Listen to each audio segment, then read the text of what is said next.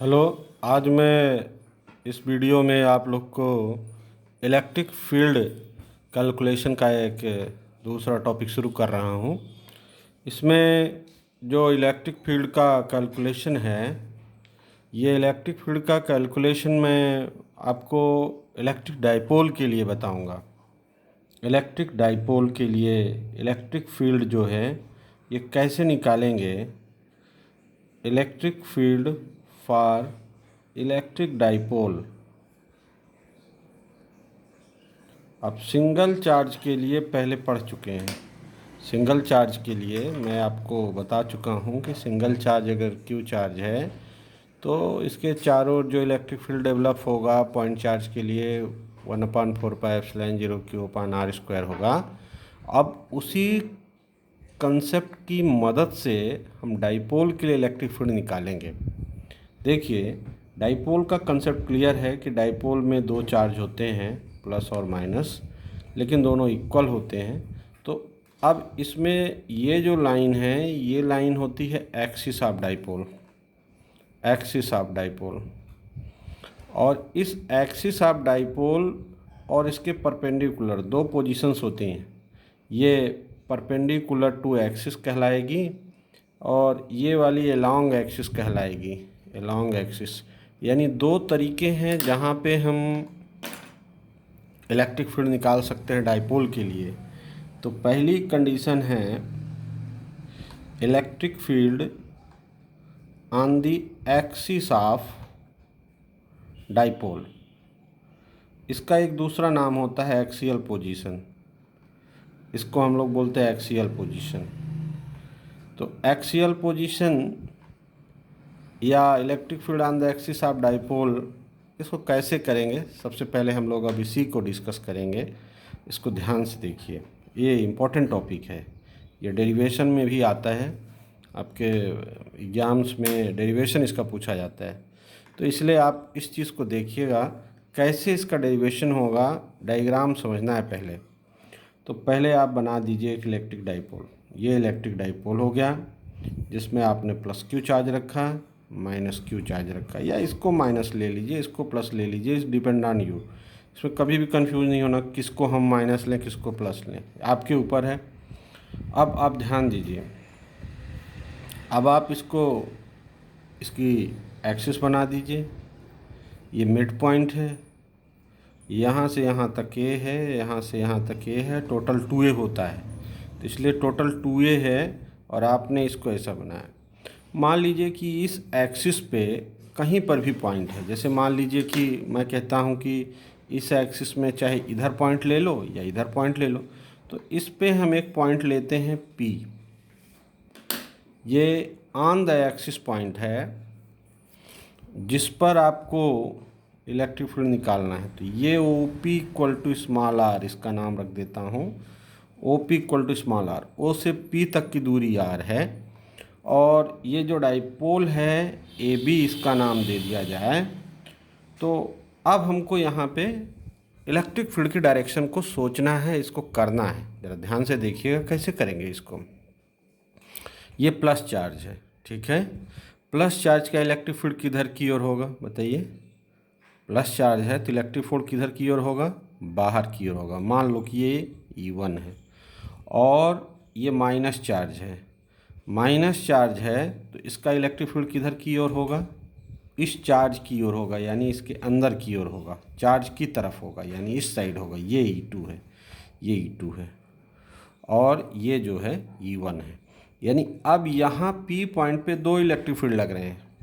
Be careful, plus charge के कारण से E1 और माइनस चार्ज के कारण से E2। तो जो नेट इलेक्ट्रिक फील्ड होगा वही इस पॉइंट पर इलेक्ट्रिक फील्ड का कैलकुलेशन है, ठीक है। इसके लिए थोड़ा सा करते हैं कि let AB is a dipole, AB is a dipole of effective length 2a।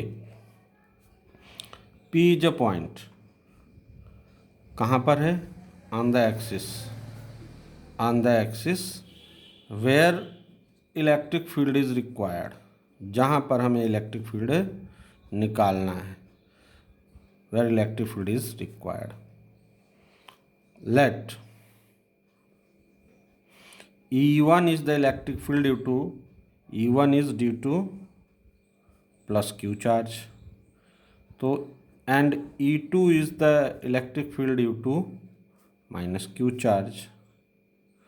अब यहाँ आप कंसेप्ट लगाइए इलेक्ट्रिक फील्ड का, तो E1 इक्वल टू, और ये कैसे होगा, ये क्लियर है, E1 कैसे होगा, आउटवर्ड होगा, E1 कैसे होगा, इनवर्ड होगा, अंदर की ओर होगा, क्योंकि इसी बेसिक प्रॉपर्टी है।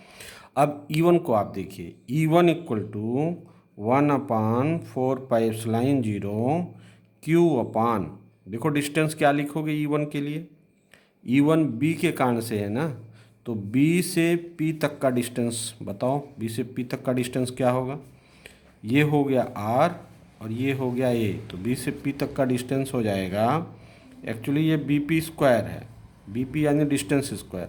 अब आप इसको ऐसे लिख सकते हो 1/4πε0 Q upon R minus A का होल स्क्वायर, ये BP की वैल्यू हो जाएगी R माइनस A। क्वेश्चन 1 दे दो।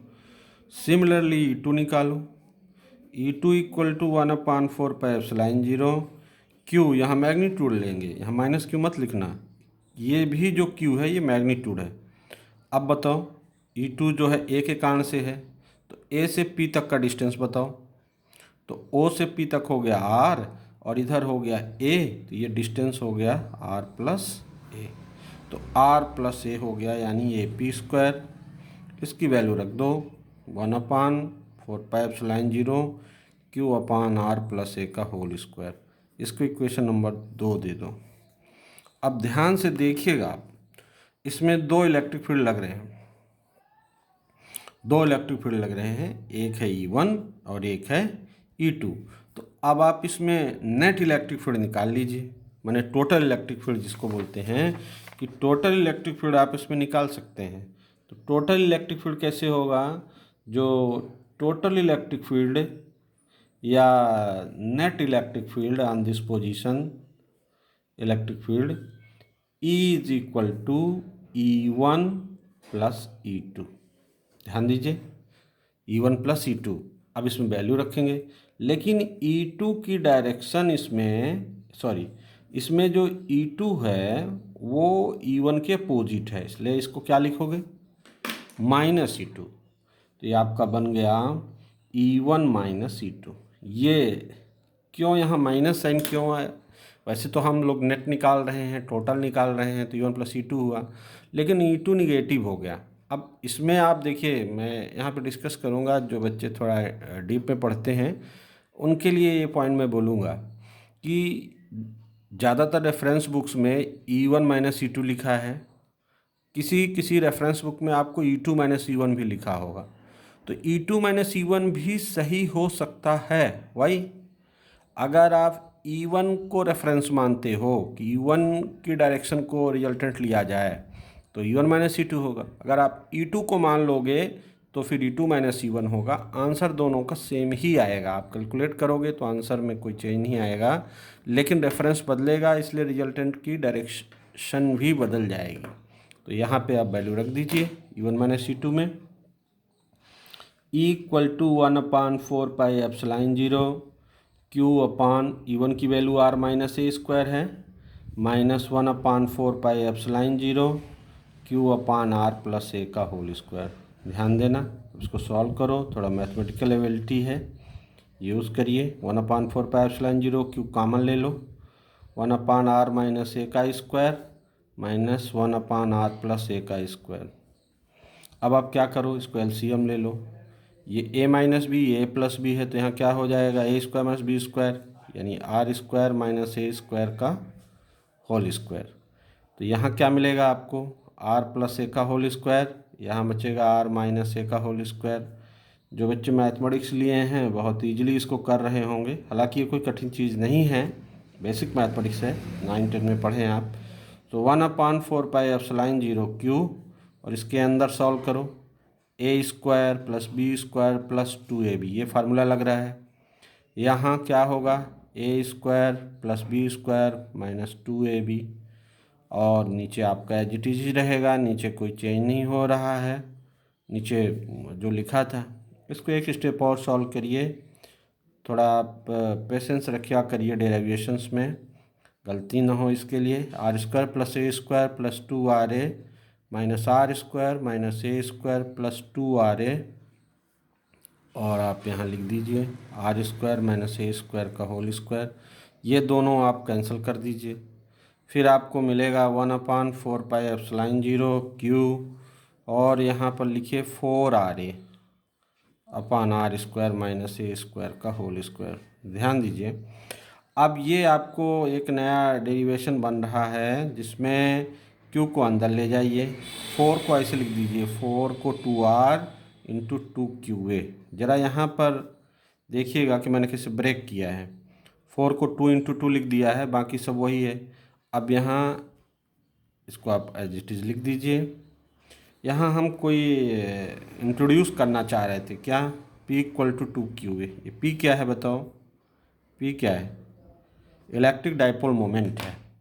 सो this value of electric dipole moment you put here, you will get equal to 1/4πε0 2RP upon R square minus A square का whole square.